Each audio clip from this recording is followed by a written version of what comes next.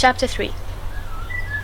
Not all that Mrs. Bennet, however, with the assistance of her 5 daughters, could ask on the subject, was sufficient to draw from her husband any satisfactory description of Mr. Bingley. They attacked him in various ways, with barefaced questions, ingenuous suppositions, and distant surmises, but he eluded the skill of them all, and they were at last obliged to accept the second-hand intelligence of their neighbour, Lady Lucas. Her report was highly favourable. Sir William had been delighted with him. He was quite young, wonderfully handsome, extremely agreeable, and to crown the whole, he meant to be at the next assembly with a large party. Nothing could be more delightful. To be fond of dancing was a certain step towards falling in love, and very lively hopes of Mr. Bingley's heart were entertained. "If I can but see one of my daughters happily settled at Netherfield," said Mrs. Bennet to her husband, "and all the others equally well married, I shall have nothing to wish for." In a few days Mr. Bingley returned Mr. Bennet's visit, and sat about 10 minutes with him in his library. He had entertained hopes of being admitted to a sight of the young ladies, of whose beauty he had heard much, but he saw only the father. The ladies were somewhat more fortunate, for they had the advantage of ascertaining from an upper window that he wore a blue coat and rode a black horse. An invitation to dinner was soon afterwards dispatched, and already had Mrs. Bennet planned the courses that were to do credit to her housekeeping, when an answer arrived which deferred it all. Mr. Bingley was obliged to be in town the following day, and consequently unable to accept the honour of their invitation, etc. Mrs. Bennet was quite disconcerted. She could not imagine what business he could have in town so soon after his arrival in Hertfordshire, and she began to fear that he might be always flying about from one place to another, and never settled at Netherfield as he ought to be. Lady Lucas quieted her fears a little by stating the idea of his being gone to London only to get a large party for the ball, and a report soon followed that Mr. Bingley was to bring 12 ladies and 7 gentlemen with him to the assembly. The girls grieved over such a number of ladies, but were comforted the day before the ball by hearing that, instead of 12, he brought only 6 with him from London, his 5 sisters and a cousin. And when the party entered the assembly room, it consisted only of 5 altogether: Mr. Bingley, his 2 sisters, the husband of the eldest, and another young man. Mr. Bingley was good-looking and gentlemanlike. He had a pleasant countenance and easy, unaffected manners. His sisters were fine women, with an air of decided fashion. His brother-in-law, Mr. Hurst, merely looked the gentleman, but his friend Mr. Darcy soon drew the attention of the room by his fine, tall person, handsome features, noble mien, and the report which was in general circulation within 5 minutes after his entrance, of his having 10,000 a year. The gentlemen pronounced him to be a fine figure of a man, the ladies declared he was much handsomer than Mr. Bingley, and he was looked at with great admiration for about half the evening, till his manners gave a disgust which turned the tide of his popularity, for he was discovered to be proud, to be above his company, and above being pleased, and not all his large estate in Derbyshire could then save him from having a most forbidding, disagreeable countenance, and being unworthy to be compared with his friend. Mr. Bingley had soon made himself acquainted with all the principal people in the room. He was lively and unreserved, danced every dance, was angry that the ball closed so early, and talked of giving one himself at Netherfield. Such amiable qualities must speak for themselves.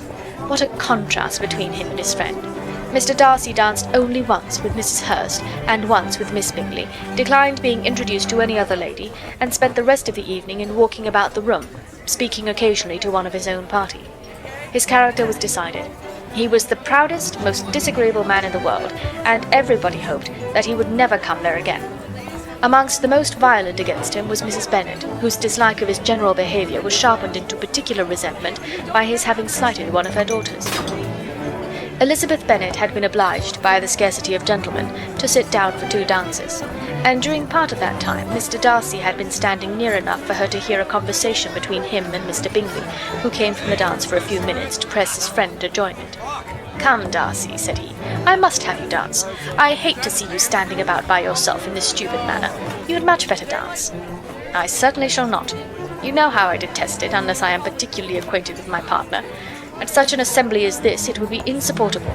Your sisters are engaged, and there is not another woman in the room whom it would not be a punishment to me to stand up with."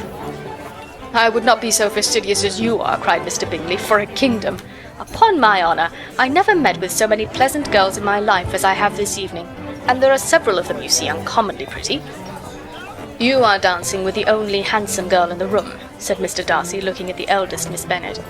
Oh, she is the most beautiful creature I ever beheld. But there is one of her sisters sitting down just behind you, who is very pretty, and I dare say very agreeable. Do let me ask my partner to introduce you." "Which do you mean?" And turning round, he looked for a moment at Elizabeth, till catching her eye, he withdrew his own and coldly said, "She is tolerable, but not handsome enough to tempt me. I am in no humour at present to give consequence to young ladies who are slighted by other men. You had better return to your partner and enjoy her smiles, for you are wasting your time with me." Mr. Bingley followed his advice. Mr. Darcy walked off, and Elizabeth remained with no very cordial feelings toward him. She told the story, however, with great spirit among her friends, for she had a lively, playful disposition which delighted in anything ridiculous. The evening altogether passed off pleasantly to the whole family.